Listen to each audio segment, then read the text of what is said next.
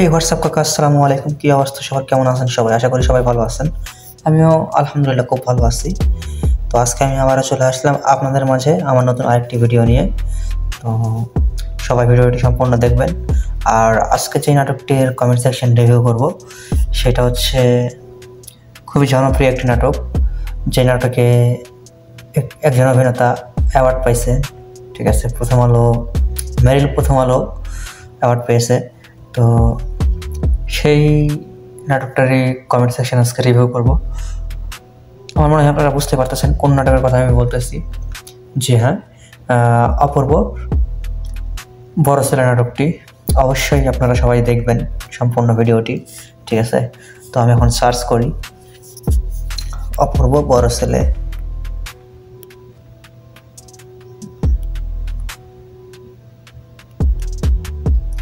অপূর্ব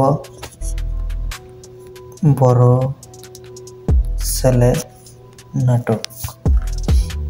তো গাইস, দেখতেই পারতেছেন 55 মিলিয়ন ভিউজ, 55 মিলিয়নস।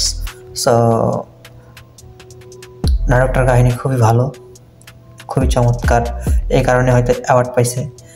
তো আমি দেখবো আজকে দর্শকরা কি কমেন্ট করছে না করছে, এইসবই আর কি। তো টেনে দিই, নাহলে স্টপ করা লাগবে, নয়তো কপিরাইট আসবে। আপনারা তো জানেনই, প্রায় 78,000 কমেন্ট পড়ছে, 78K। তো সিরিজ ওয়াইজ নিবেদিত নাটকটা খুবই ভালো লাগছে আমার কাছে, খুবই যা বলার বাইরে। খুব ইমোশন হয়ে গেছিলাম। আমার বড় ভাই আছে, তো আমিও দেখছি আমার বড় ভাই আমার জন্য কি করছে না করছে ছোটবেলার থেকেই। তো বেশি কথা না বলি, ভিডিওটা শুরু করা যাক। আর ভিডিওটা শুরু করার আগে অবশ্যই ইন্ট্রোটা দিই। ইন্ট্রোটা দেওয়ার পর তারপর নয় শুরু করি।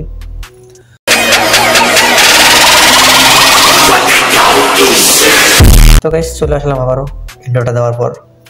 তো চলেন শুরু করা যাক।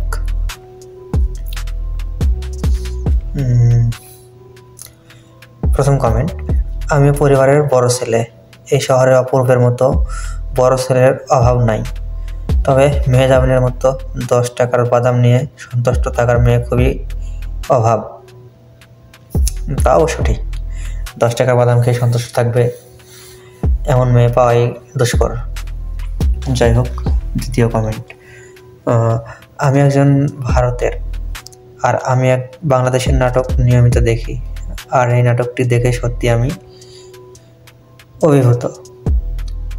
চোখের জলকে আটকাতে পারিনি, কখন যে অজান্তেই বেরিয়ে গেছে। সত্যি এমন নাটক হৃদয় ছুঁয়ে যায়, যখন নিজের অদ্ভুত একাকিত্বকে আড়াল করতে একটু কান্নার আশ্রয় নিতে হয়। তখনই বড় ছেলে নাটকটা দেখি। জানি না আবারও কতবার দেখতে হবে এই জীবনে।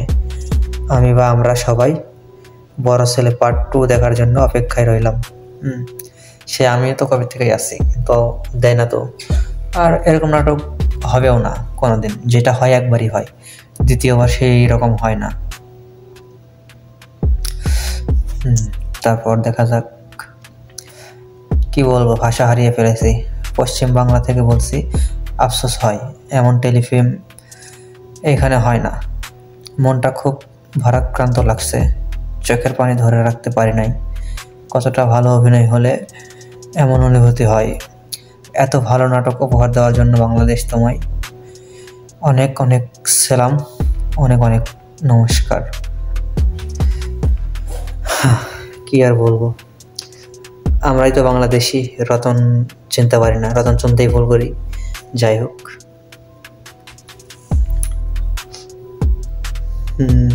এরকম অনেক হাজার কমেন্ট আছে। তো আর ভারতীয় বাঙালি যারা আছে, যারা আমাদের বাংলাদেশি নাটক ইন্ডাস্ট্রি নাটক দেখে, তাদেরকে অসংখ্য ধন্যবাদ।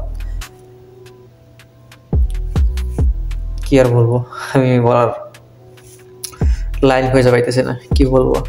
সো তারপর দেখা যাক, অনেক কমেন্ট আছে, এটা একটা পড়ি। 7 বছর পর নাটকটি আবার দেখলাম আর অনেক কান্না করলাম। আমিও পরিবারের বড় ছেলে, আমার জীবনটা নাটকের চেয়েও বেশি কষ্টের। বাবা অসুস্থ, গ্রামে টাকার জন্য বাড়ি যেতে পারছি না, হারিয়েছি প্রিয় মানুষটিকে যাকে জীবনের চেয়েও বেশি ভালোবাসতাম। ভাই, প্রিয় মানুষের কথা বলে লাভ নাই, ঠিক আছে?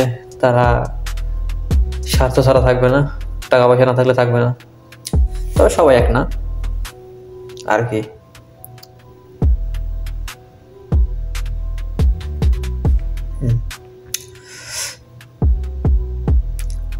কলকাতা থেকে অনেক দাদারা দেখছে, দিদিরা দেখছে, তো তাদের কাছে অনেক ভালো লাগছে, অনেক কমেন্ট করছে, ঠিক আছে?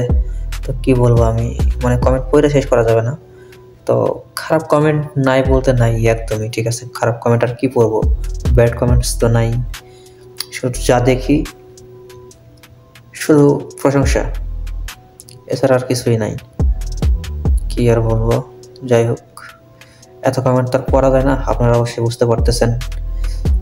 তো আজকের মতো এখানেই বিদায় নিচ্ছি, ভালো থাকবেন সবাই, খোদা হাফেজ, আসসালামু আলাইকুম।